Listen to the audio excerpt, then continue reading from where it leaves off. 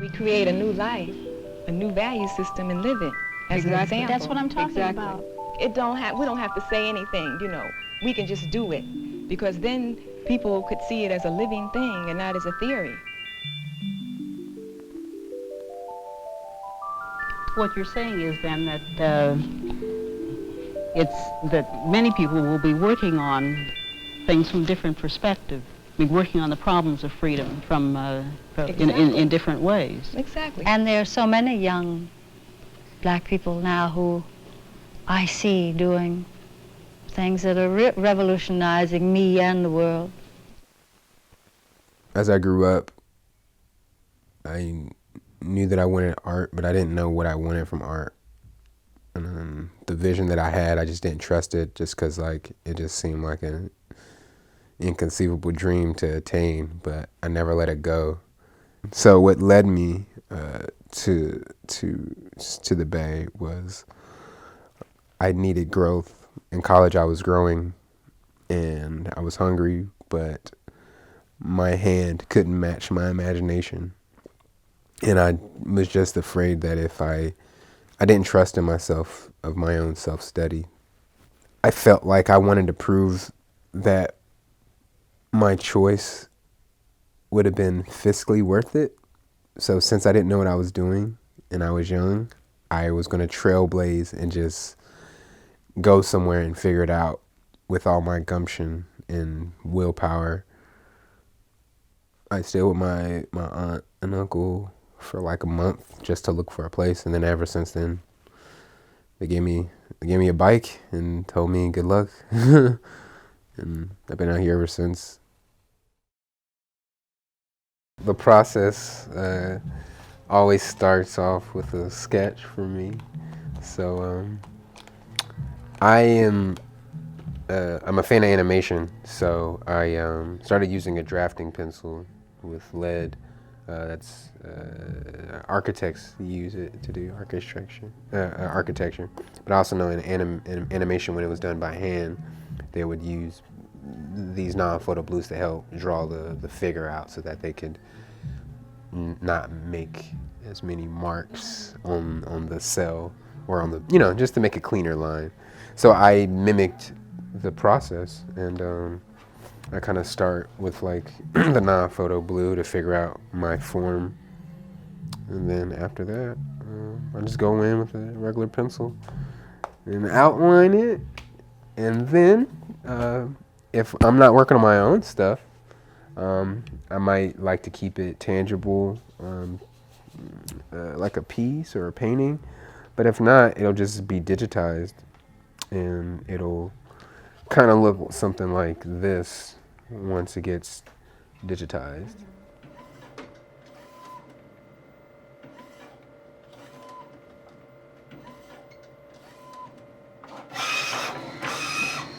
Most families that have migrated into America are usually become a doctor or an engineer. Like most of my uncles are engineers. So it was nice that my family was able to help me flourish into the art scene and help provide. Now we're all set to go.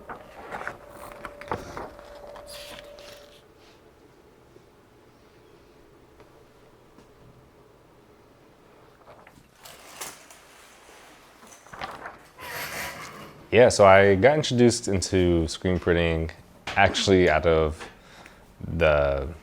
fabric printing and printing T-shirts. I was with a good friend of mine named Adrian.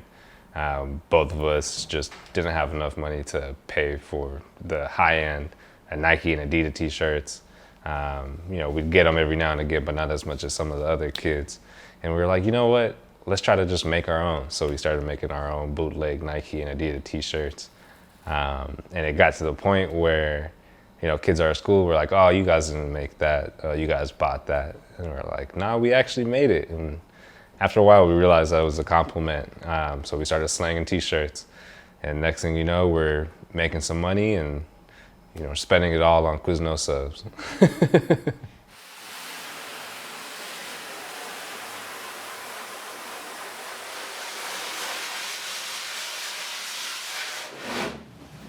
Good. So now here I'll turn on the light.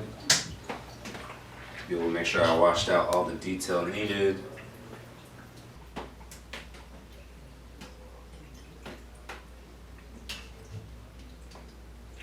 So yeah, so everything that you're seeing now that is yellow is where ink is able to be passed through. Everything that you see in green is what's actually going to block the ink. And that's that light sensitive emulsion there.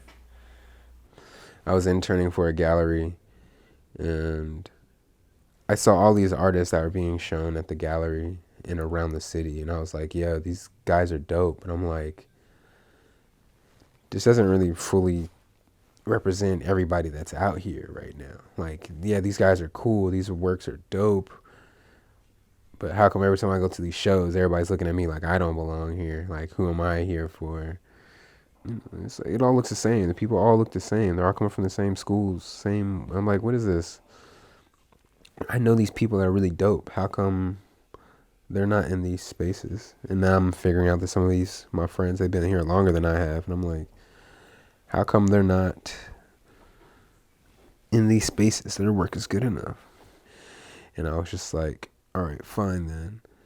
If I don't have anything, but if I only have an inkling of privilege of being an intern and just meeting different art people, I'm going to use that to put on my friends. Let's see if I can just ask some friends whose work I believe in, see if they want to be in a show together. And they said yeah. And the people in your community, you start talking to your neighbors. You get yourself together first. Exactly. Then you get your community together. We're in agreement. Then you get your neighborhood together. We're in agreement. Right. And then you can move on out. I talked to gallery owner, and yeah, they gave me my first opportunity to do a show, and yeah, at the luggage store on Market Street. But after the show, we all stayed really close, kind of held conversations about just like personal life and about our artistic careers and where we want to elevate ourselves. So then the group started to flourish into something even greater than what it originally was.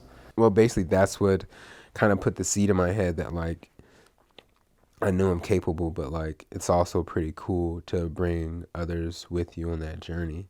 I just want to see more of my people, because I know I just have to keep searching in like little internet corner holes at that time of like black artists and what, you know, like they were doing contemporary work. And I'm like, oh no, we're out here. Like, we're out here. I'm just too young and not knowledgeable enough. I'm too ignorant. Like put me out in the world. Let me find the people. Let me find my people. What we're finding out is that like, you know, it's the history of black arts. It's just the same battle of recognition and history, and how our history gets lost in time when it's not recorded, when it's not documented. So I taped up the screen, blocking everything alongside the edges that ink could potentially go through while printing.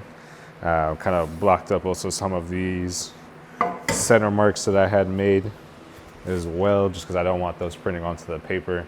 Kind of use those for reference when, you know, putting the transparency onto the piece of paper. Kind of give me more of like a basic lines of how everything should be laid out. Make it a little easier on me while printing. So yeah.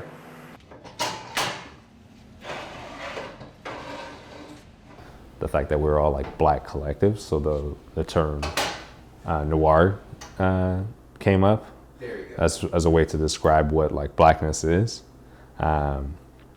And yeah, I mean, we were looking for something new, so kind of playing on that aspect and how the word is said. And I think we were sitting there in the meeting, and if I could recall properly, I remember Ace being like, no, no, no, no, no, trying to say the word pretty fast.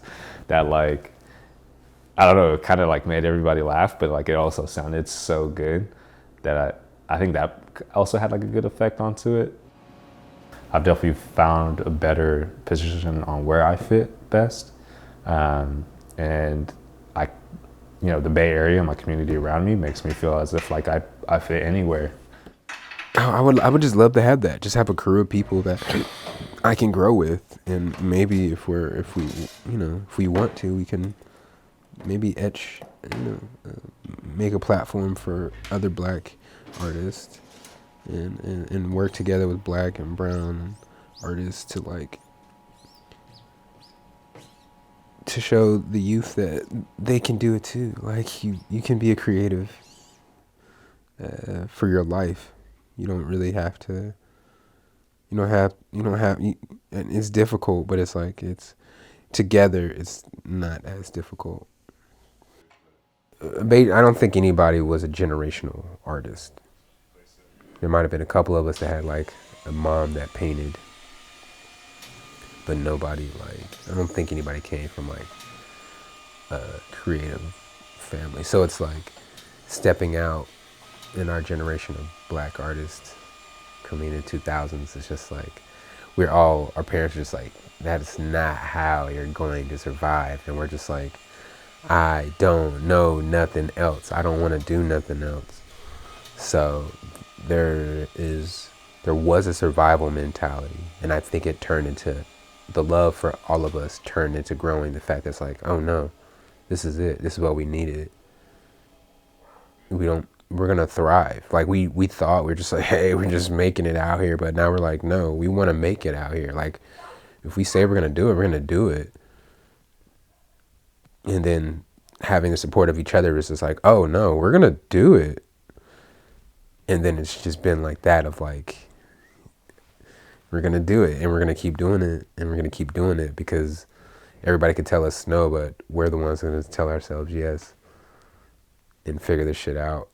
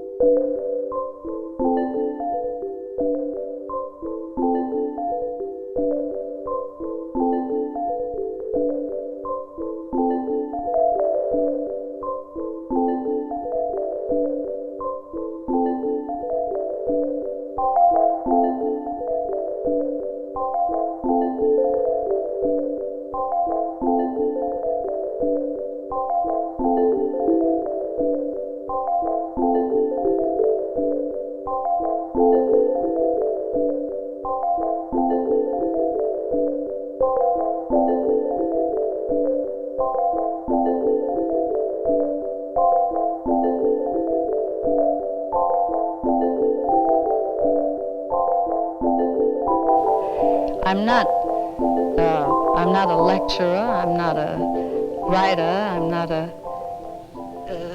I'm just, I guess I'm a performer, but I feel creative. I feel I need to be around people. I like it now. And I don't know what I'm going to do, but I'm not going to stop.